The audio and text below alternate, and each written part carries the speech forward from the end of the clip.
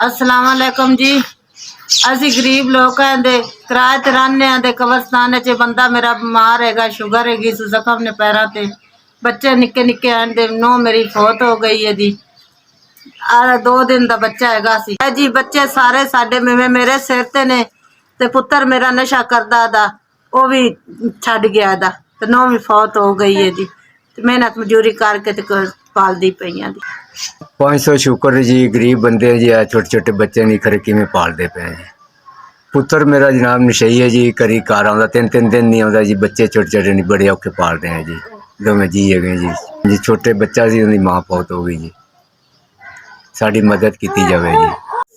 VS अल्लाह ताला तानू खुश रखे, आबाद रखे। अल्लाह ताला ताने बच्चों ने तंदुरुस्ती देवे, थानू तंदुरुस्ती देवे, भैणा भरावां नू तंदुरुस्ती देवे। अल्लाह ताला तानू जिंदगी देवे, इन्ना कु देवे कि रब देंदे देंदे थको ही ना। SVS अल्लाह ताला तानू तरक्कियां देवे, आबाद रखे। अल्लाह ताला तानू तुसा सानू 5000 रुपया साडी मदद कीती। 1000 दा राशन पावां दी, छोटे छोटे बच्चे ने ते खाण दे ते दुआवां देण दे।